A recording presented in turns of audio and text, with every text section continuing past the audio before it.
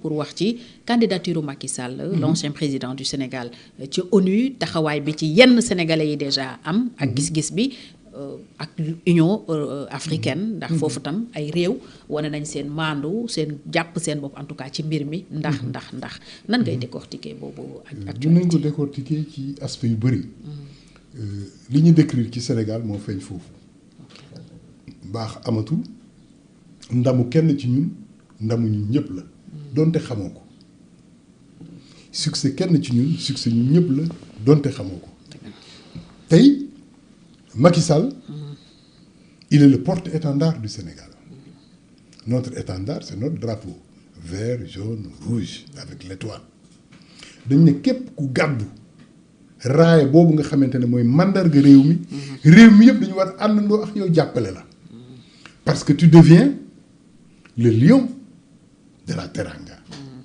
Les lions de la Teranga c'est pas seulement les sportifs tey jii Fathiam ci waroon génn en tant que journaliste wala patron de presse war a représenter réew mi ci benn compétition à l'international dañuy jàpp ne Fathiam raaya réew mi la téye képp kuy sénégalais si 18 millions yi war nga ko ñaanal nga jàppale ko nga xeex ba mu réussir su réussir loolu nga am ci mbégte. drapeau Sénégal yëkkatiku. C'est ça aujourd'hui dañu war a fëggal l'hymne du lion rouge pour Macky Sall. ñëpp jàpp ci te loolu la réew bu yàgg doxee Macky Sall am defal na ko adversaire am Ablaye Wade defal na ko adversaire am Abdou Diouf et cetera donc loolu yàgg na am ci Sénégal. nga xamante ne loolu mooy li war tey nag li warul dafa dem ba damer le pion li war ci réew mi ba. li warul te ñu nekk ci sax du ñu yëg ne ñu ngi nekk ci safaan yaa ngi xeex ba nga xamante ne humiliation bi yow yaa koy porter amoo ci ndam tey l'occasion était offerte au président Diomaye que mu def la démonstration aux Sénégalais que moom c'est un homme d'État. Un homme d'État c'est qui? C'est l'homme qui dépasse sa propre personne, ses sensibilités, ses émotions de Sénégalais lambda pour transcender loolu yëpp teg bëtam ci li féete kaw loola teg bëtam ci réew mi teg bëtam ci Afrique teg bëtam ci àddina bi tey il avait l'occasion l'histoire lui a offert l'occasion de montrer aux Sénégalais que moom mat na la mu doon que mandarga yu sew sewaan yooyu ñuy gis ci moom ba tax ñu bëri am yaakaar doo moi-même dem ba ci biir na am Diomaye mi bonu la parce qu'il a posé des actes forts bi ma njëkk a gis mooy ba ñu koy introniser Aminata Mbengue Ndiaye nekk ca saal ba war a jug yore bantam mu wàcc fekki ko dama kontaan jour boobu ma ne alhamdulilah rabbil alamin ah Diomaye mii kat am na lu waajuram yi def ci moom. fête 4 avril jot nit moomu oo sax fekk ñu doon waxtaan ci loolu mu ne ma li nga doon wax ci waa ji dëgg la il est resté sur place ba gan yëpp dem mu soog a dem. c'est un signe très fort mais non am na lu ay waajuram def ci moom. Sénégalais bu bees bii ñuy gis xëy na moom bokku ci. mais on attendait des preuves defaat na acte bu mel nu biir grande mosquée. avec l'imam Ratib Ali Moussa Sam nit ñi tàccu. et les gens s'attendaient est-ce que dina def le grand saut qui va montrer à tous les Sénégalais que moom il est de la dimension de Lat Dior Ngoné Latyr notre héros réussir le grand test quoi. voilà il est à la dimension de Dial Diop. yële ay essai la woon bii moo nekkoon examen test bu mag bii examen bi su ko réussiroon dina am ñu bëri ñu mer mais ñooñu amuñu importance ñiy kontaan mooy ñiy xool Sénégal ëllëg et les avancées que le Sénégal doit faire parce que lan la Diomaye di gagner su jàppale woon Macky su jàppalewul Macky lan la ciy gagner si Macky perd dem ONU ñu dàq ko mu génn qu'est-ce qu'il gagne orgueil rek orgueil mais Macky et boobu moo gën important maintenant moom moo remplacé Macky institution bi muy incarné ba tax su ne woon tëll fii ñu jug taxaw parce que ce n'est pas l'homme Diomaye c'est l'institution le président de la République du Sénégal ku ko tuutal ma mere la ku ko wax safaan ma mere la mais loolu mu toog tey fauteuil boobu Macky ku fa jiitu def fa fukki at ak ñaar donc institution boobu Macky incarné ko Macky su ne woon tël fii ñu jug taxaw parce qu'il a incarné la République moo tax ex bi daanaka amul képp ku incarné institution bi dañ la war jox cër jusqu'à la fin de ta vie. Oui, on dit toujours le président Macky Sall. Pourquoi? Oui. Pourquoi? Parce que institution bi nga incarné moom la ñuy sauvegarder pour war nit ñi institution bi nii la day institution bi nii la mel institution bi nii la mérité. ku ca xas a yegg rek fa nga nekk. mais boroom xam-xam yi wax nañ ko moo tax ñàkk culture baaxul ci kilifa. Saint-Exupéry dans la citadelle c'est la méditation d'un roi su ma leen xamoon ñoom kilifa réew mi dama leen di conseiller di leen lire la citadelle en fait c'est les méditations d'un roi dafa dugg ci prison ba gis fa benn dame qui était très belle avec beaucoup de classe malgré prisonnière la ñu koy torturer di ko traiter statut bi jëmm ji ma nga foon mu oo ko mu ñëw mu ne c'est une princesse quoi qui a été défaite on l'a pris en prison bi ñu ko indee prison nag prisonniers yi di ko cokkaas léegi yow ñu naax yow ñoo yem patati patata mu oo régisseur prison bi ne ko kii tegaat ko ci trônam na régner sur toute la prison ñu ne ko mais pour lan nga koy defal li mu ne elle a régné c'est l'institution que je sauvegarde parce que soo toroxalee institution bi sa bopp nga toroxal Diomaye ce n'est pas Sonko c'est Macky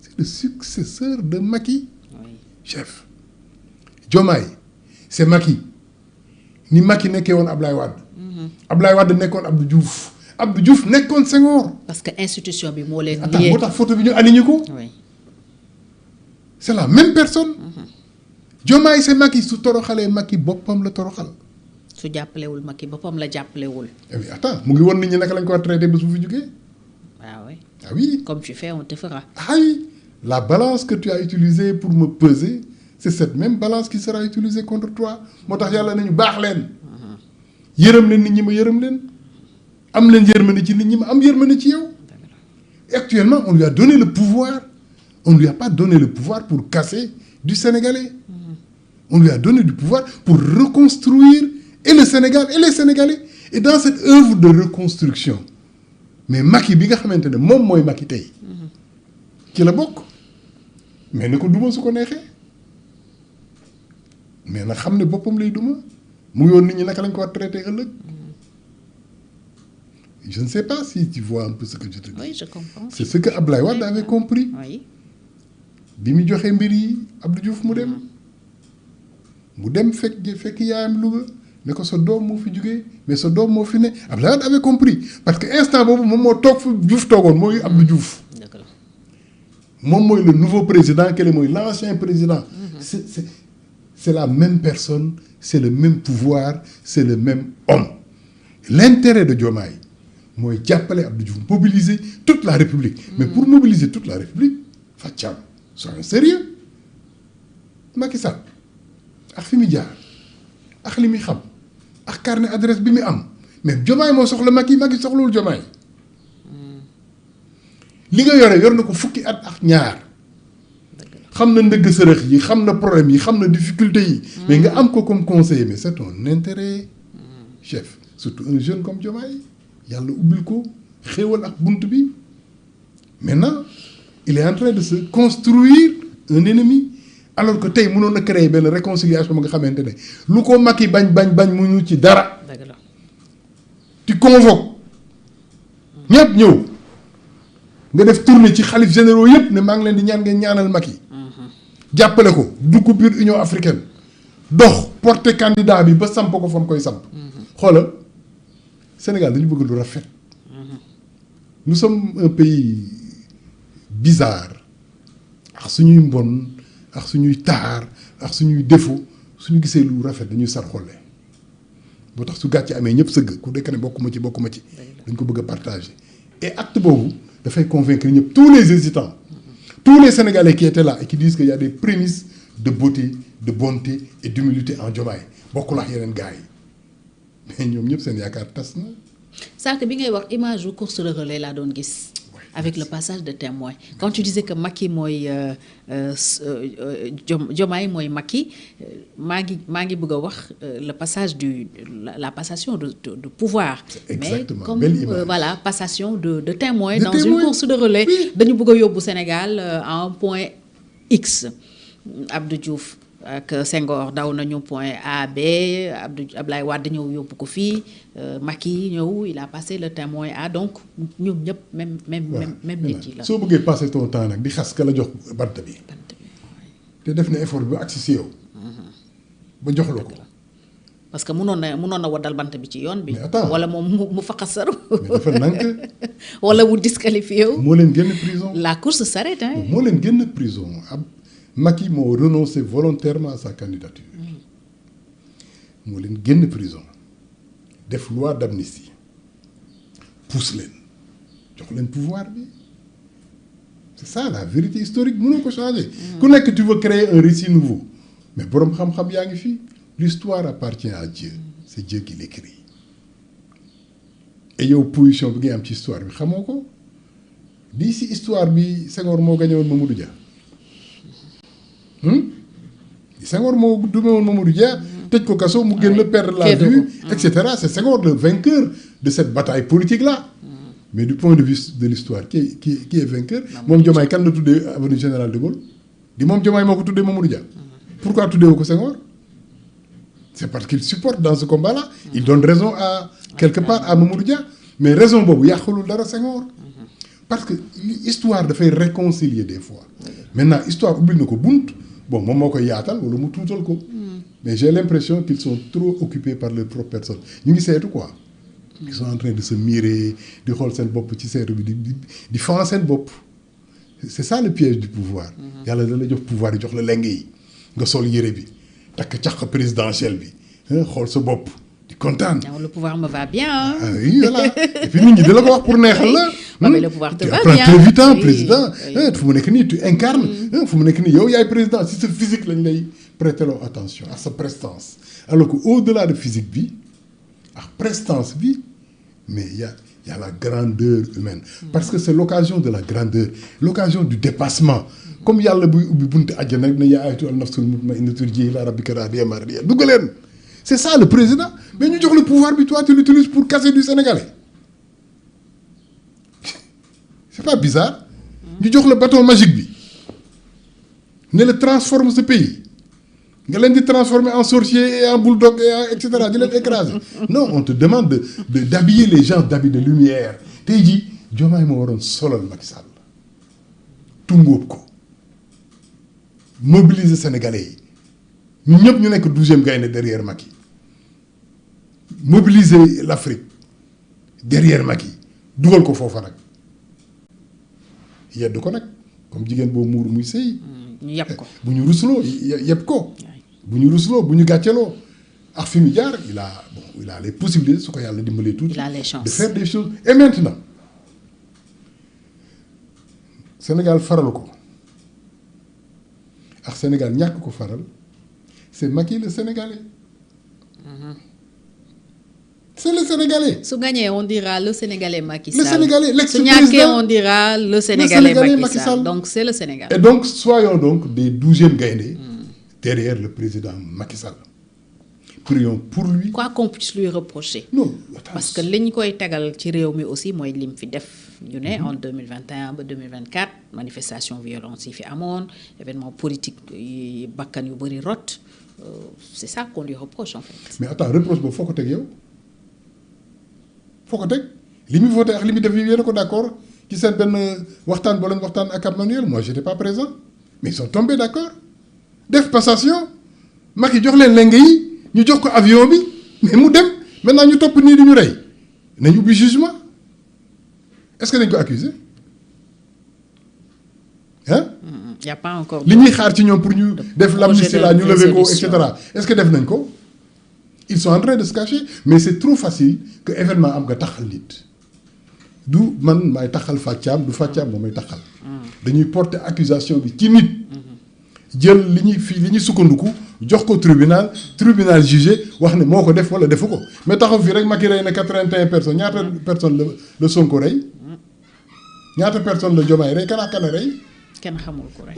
ñi sànni grenade lacrymogène ci car bi doon doxantu ñan la bi ñuy taal kër nit ñi moi j'étais chez moi en train de pleurer et de prier ñi taal seen kër lu ñu def toutes ces personnes qui ont de l'argent ñu ne dañu sàcc pourquoi fu ñu ko teg attends le président n'est pas juge le premier ministre n'est pas juge dafa am le pouvoir exécutif on lui demande de réaliser et d'exécuter des choses pour ce pays-là pour mu jëm kanam mu am un pouvoir judiciaire ku ñu gis ci sénégalais yi muy man muy Macky muy yow muy Sonko accusation gratuite du dëgg dañ lay yóbbu tribunal jugé la su fekkee ne dañuy wax ci Macky dëgg la pourquoi ñu bàyyi jox ko avion bi ne ko demal. waaw ça c'est une question légitime. pourquoi ñu négocier ak moom Cap Manuel alors que xam nga ne ki ngay négocier c'est un assassin il a tué 80 personnes soyons sérieux Macky a pris. au cas échéant Macky waru woon génn réew mi.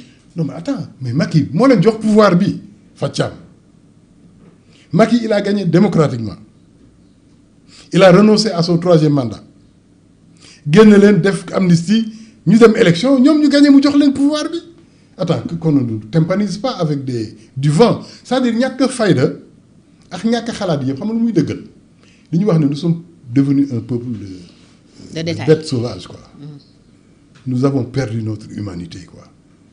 Nous sommes tellement vulgaires tellement petits dans la réflexion tellement manipulables on nous fait avaler des choses de rien du tout ay inepties à la limite dit par des acteurs politiques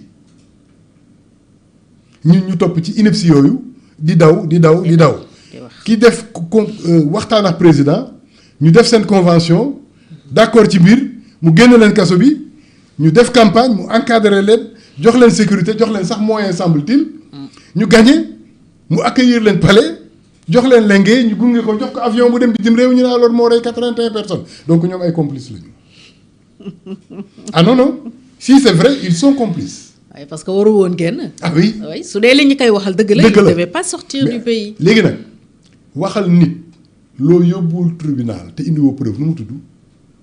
diffamation. si loolu la ñuy def si diffamation lañ nekk diffamation mooy loolu waxal nit loo tegul fenn di ko répéter ba ay dof gëm ko yaa ngi yàq dara